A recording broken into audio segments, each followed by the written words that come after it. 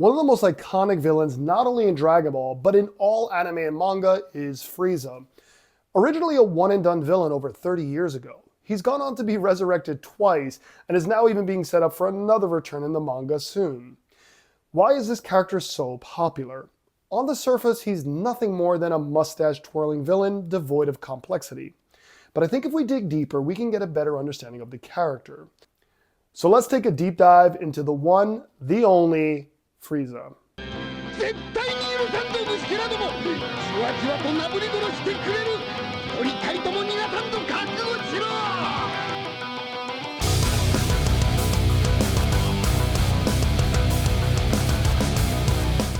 私の戦闘力数は53万です。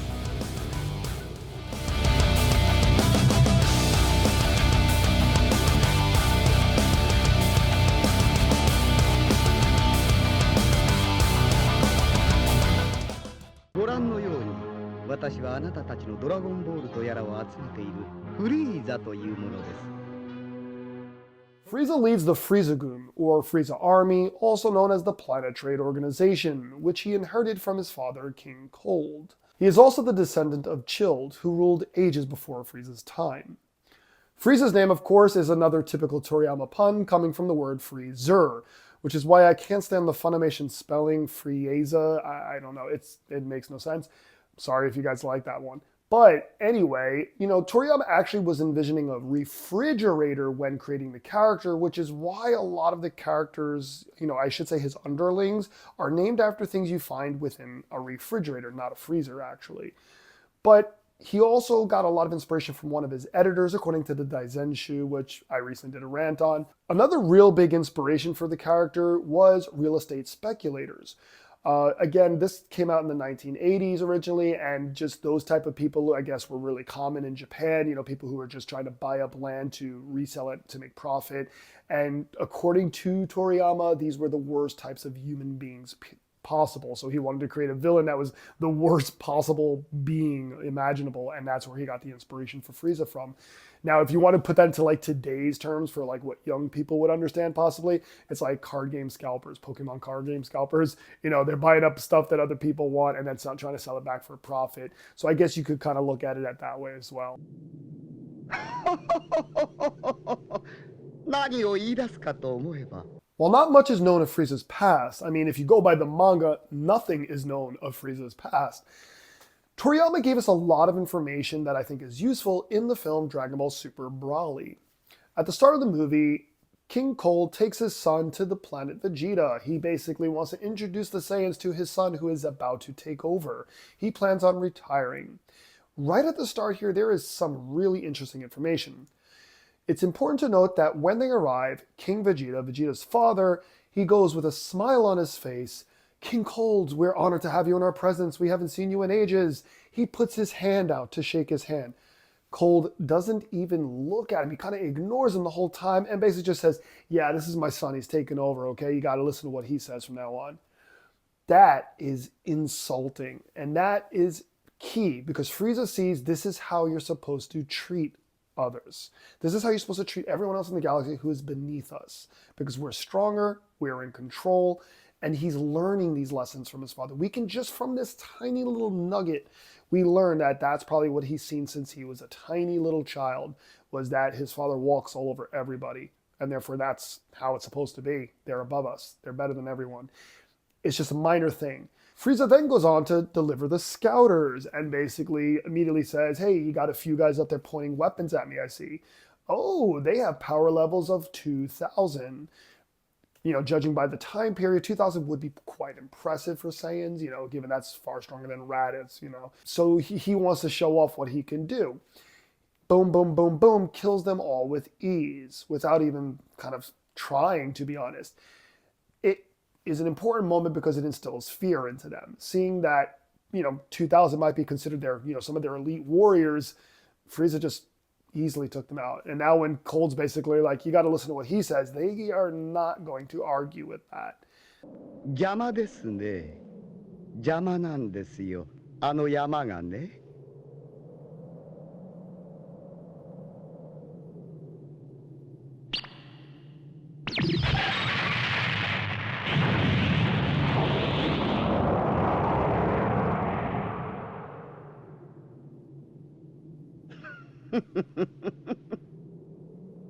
これですっきりと見通しが良くなりましたね。Frieza's first appearance, of course, is in the Namek Saga. Now, he's quite hyped up because, I mean, I guess you could say that about a lot of the villains. You know, Raditz hypes up Vegeta and Nappa saying, two more Saiyans are coming, they're way stronger than me. I think they do it a little bit even more here because, of course, we get Kaiosama King Kai, and we get that whole moment where Goku's in space on his way there, and he's like, yeah, they're running into some trouble there, and it's not Frieza, is it? And Goku's like, I don't know. And of course, he does the whole sense over there, and he's like, oh my God, he's like, you can't go there, you can't fight him. There is some really cool stuff about this. So, first off, yeah, you know, we understand Frieza's like the top dog in the galaxy essentially at this point, and he knows that if they go there, they're gonna die. But that's not 100% it. He's also saying that let's say they go there and they survive, which they do. He's saying that his wrath is endless and that he basically will not let anything go. That is honestly what happens throughout the rest of this entire series. You know, every time he comes back and stuff like that. And I think that tells us a lot about his character, that this is someone that it's almost like going to like a hornet's nest and like pissing it off, you know, poking at it. They're gonna come after you. And the fact that Goku and them go there and they literally, you know, push him, he never lets them go. And I think that's quite interesting. Obviously, of course, if you've seen like my what if video where like everybody dies at the end, the what if Raditz had never come to Earth, this is an essential part of their growth by going there and going through this experience. But at the same time, I think for Frieza, we understand that he is definitely the type of character that does not let things go, unlike a lot of the other characters throughout the series. Now, Frieza, of course, in addition to being set up as this terrifying villain, we are shown just how cold-hearted he is. He's willing to kill children. He doesn't care. Frieza is here for himself. Even his underlings are nothing to him. He doesn't have any sympathy for his underlings. He is there to get the Dragon Ball so he can make a wish for himself. There's nothing about his people that help them. And I think, you know, he's obviously supposed to be this evil emperor, but Toriyama did a really good job of setting up of just how horrible he was. You know, everybody there is to serve him. When we first learn of Frieza's power level, it's against Nail. He tells him he's 530,000. This number is absolutely ridiculous. But what can we take away from this? He is one of the most powerful beings in the entire universe. The strongest beings aside from him are the Ginyu Force, and they're about 60k, except for Ginyu himself, who's around 120k. What the hell is Frieza worried about? Especially when you learn that he's actually well over millions. So what is Frieza worried about? Now, of course, this is in the manga as well as the anime, and that is the legend of the Super Saiyan. And even Ginyu knew about the fear that Frieza had. Zarbon knew. Dodoria knew. So, like, this was something that apparently Frieza couldn't really hide, and that his people, I guess, you know, because since his ancestors and stuff like that, had the fear of the Super Saiyan is like something to fear. And hence, you know, at least in the original manga, why he took out, you know, the planet to make sure that they could never become one. It is ironic, though, that Vegeta, of all people, Frieza never feared. He kept Vegeta alive for years. You know, he not only killed his father, he destroyed his people, you know, his planet and his people, but he kept them by his side. So then a lot of people might be like, well, that doesn't make sense. That's just kind of like a plot hole. It's not actually. Frieza knew Vegeta well enough that he knew he had no potential to become a Super Saiyan. He was not wrong. The Vegeta of that story arc had no possibility of becoming a Super Saiyan. He lacked certain emotional qualities he just did not have, which of course we learn later on is that intense rage. Watch it very carefully, whether you watch the anime or read the manga. Vegeta versus Frieza is a bit nervousness, terror, and sometimes a little overconfidence, you know, like when he gets healed after, you know, Kuririn like shoots him and stuff like that. There's never a moment where he's just like that pure rage that you need to hit that first time unlocking of Super Saiyan. Vegeta just never had that in him, and I think Frieza kind of knew that. You know, Vegeta just didn't have it in him to do it. That being said, that's why Goku was such a big factor here. Goku essentially was the wild card Frieza never imagined. Now let's kind of reverse things up here. Not even reverse things, but like kind of change it. The manga right here. Frieza destroys the Saiyans because of a specific reason, because he wanted to make sure a Super Saiyan never appeared. Before Dragon Ball Super, Toriyama did the Bardock special for those who ever seen it. I'm talking about the Toriyama Bardock special, Super Saiyan Bardock. And in that it says that when he got caught up in the blast that blew up Planet Vegeta, he somehow got sent back in time. It's pretty stupid, but the point is he gets sent back in time. He fights against Chilled, Frieza's ancestor, and he becomes the first kind of like, Super Saiyan that starts the whole fear of the Super Saiyans in Frieza's people, because Chilled's like, tell my people, like, to fear the Super Saiyan, and then that gets passed on a generation. So I do find it ironic that, like, it's one of those kind of cool time travel things, I guess you could say, that if Frieza hadn't, shot Bardock into the planet and all that stuff, like, he would have never sparked the whole Super Saiyan fear thing. It's weird. And then, of course, we jump ahead to Dragon Ball Super, and, we get the little bit with Beerus and stuff like that, and it kind of just, I just prefer, I guess, I love Dragon Ball Super, but I just kind of prefer the more simplicity, the pureness of, Frieza was scared of the Super Saiyan, so he kills the Saiyans, whatever. Now, I'm not going to get into every detail of the fight on Namek as it's quite long. So let's just focus on what's important for the character. His inability to do away with his enemies immediately. This is a common criticism. Why didn't Frieza just transform to his final form and kill everybody? Well, the obvious reason was that it was for the drama. Toriyama wanted to drag the story out as long as possible and have the boss keep leveling up. But there is another reason. He didn't expect them to catch up so fast. Okay, Toriyama did decide to suddenly power up Gohan, Piccolo, and Vegeta to stupid levels so that they could fight toe-to-toe with Frieza. But from Frieza's point of view, it was embarrassing and insulting to have to use so much effort against anyone, because there should be no one in the galaxy aside from Beerus and Boo who should be a threat to him. So when you go in with this understanding, the long dragged out fight makes much more sense. It's not until this moment here where he realizes how much he effed up. He could have killed them all from the start, but much like Vegeta, his pride got in the way. The most important thing to take away from this is, as we're trying to understand Frieza's character, this simply tells us that his people feared losing power. As we get towards the end of this video, when we talk about why Frieza never really changed his ways, it's the fact of losing that power. Not I mean power as in physical power, but losing the power that he had over the universe. Losing that power is his biggest fear, and once it is gone, he will forever chase after it.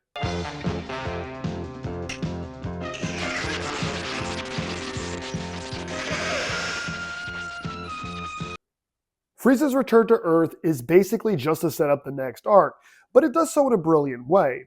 An old enemy returns for revenge, but is now turned into a machine, or at least part machine in Frieza's case. The subsequent story is literally the same thing. The Red Ribbon Army, one of Goku's oldest enemies, returns through Dr. Ghetto, who tries to get revenge on Goku by using machines. Frieza's made short work of, thanks to the time-traveling Trunks. Technically, this would be the end of Frieza, not including non-canon things, such as the end of Dragon Ball Z, Movie 12, or GT. The character was technically truly dead. But I do think there is something quite interesting here. As I said, the main thing here is revenge. And if we look back at Goku's past villains, like all the way back to Yamcha, the first one to try to get revenge on Goku after Goku and him fight for the first time, he knocks out one of Yamcha's teeth and Yamcha swears revenge. Of course, they end up becoming friends afterwards. From there, you can get into King Piccolo, he tries to get revenge through his reincarnation/son, but Piccolo becomes redeemed. Vegeta, he talks about revenge over and over again, and in the end, of course, ultimately becomes a good guy. So a lot of times these characters in the past come back for revenge, and most of them do get redeemed. However, first Frieza gets disposed of and thrown away, and then the Red Ribbon Army comes and gets disposed of and thrown away, technically, because the Red Ribbon Army does not get redeemed here. Now, I think you could argue this technically not the Red Ribbon Army getting their revenge. Dr. Ghetto is, and he's using the Red Ribbon name because he was never the leader of the Red Ribbon Army. The proper revenge would be in the film Dragon Ball Super Superhero. I still think that that's an interesting setup here, is that Frieza is an irredeemable character. And I think this is something we're going to see as we now move on into Dragon Ball Super.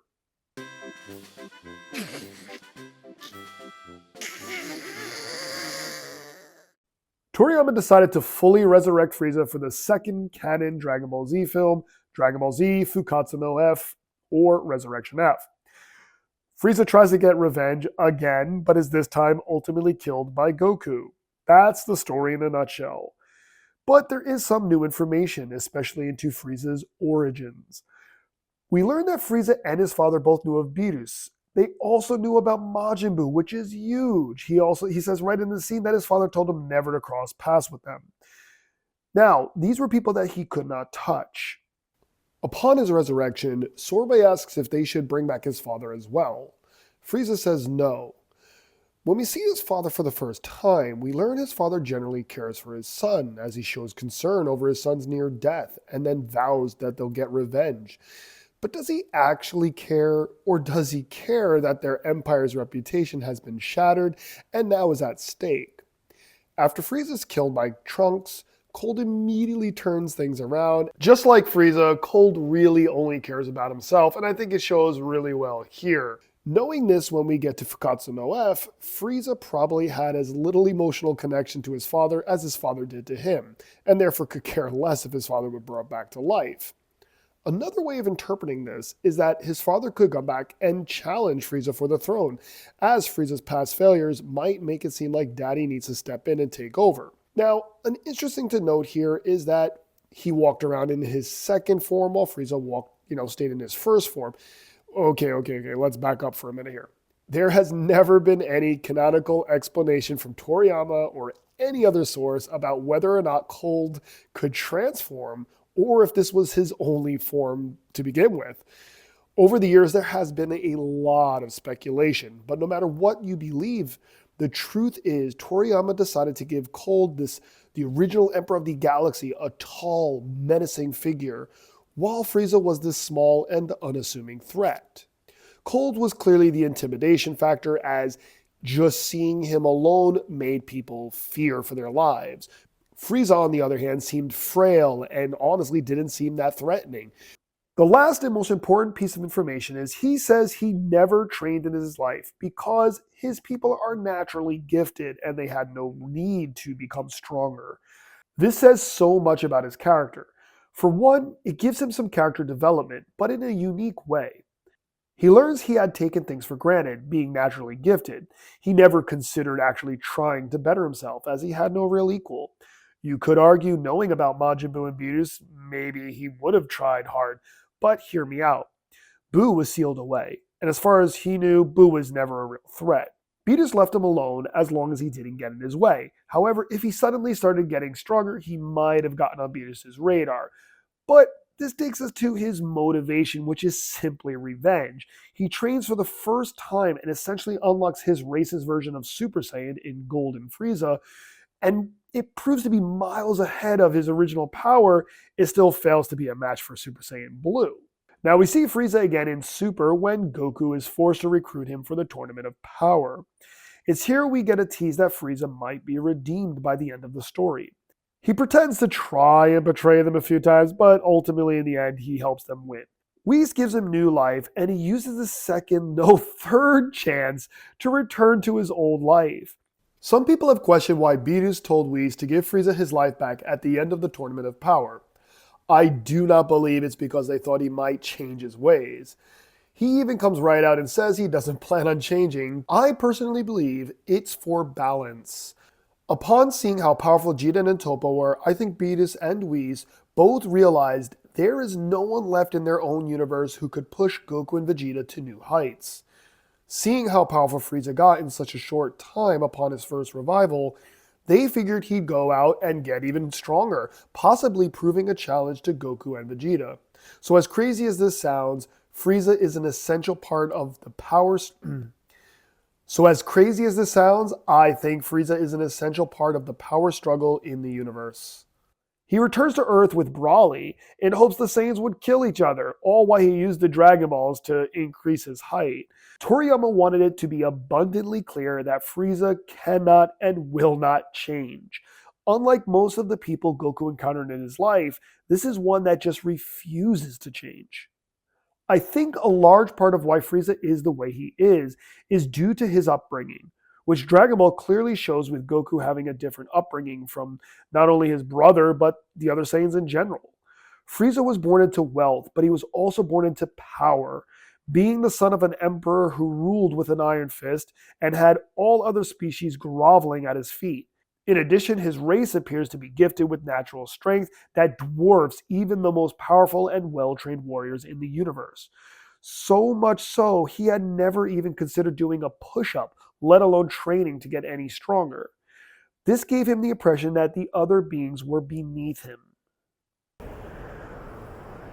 皆さん、お待たせしました。宇宙の帝王、ここに完全復活です。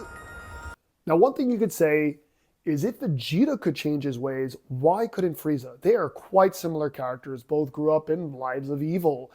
They killed lots of people. So what's the difference? Vegeta had only ever known life of subjugation. He could never break free of Frieza's control. He held on to past trauma for so many years, hiding it down deep inside. When he dies by Frieza's hand, he cries to Goku, literal tears, and he tells him that this guy killed my father. He killed your father. He destroyed our people. This is finally letting out everything he was holding on to for years. He was an emotional being, Vegeta. Frieza is not an emotional being. Frieza doesn't care about anyone but himself. Frieza, on the other hand, had only ever known a life of ruling over others, showing no empathy for anyone other than himself, not having any past trauma to hide. He grew up in luxury. He answered to no one. Then it was all taken away from him. And for that, he could never be a good person. I think the biggest thing we could take away from this is that Frieza is a product of his upbringing. I could think of no better example than Goku, whose pure nature comes from being raised by son Gohan. Frieza's cold and unforgiving nature is so ingrained into his being that it's impossible for him to change his ways, no matter how many chances at a new beginning he gets. So what do you guys think of Frieza? Are you a fan? Or do you wish he remained dead? Anyway, I hope you enjoyed this video, and I hope you walked away with a better understanding of the character and his motivations. If there's a villain you want to see me take a deep dive into, drop a comment below. I'm planning on finally finishing my Super manga versus anime series and then following that up with a deep dive of a character from Dragon Ball Super. As always, like, subscribe, and share. Turn notifications on so you never miss a video, and see you soon.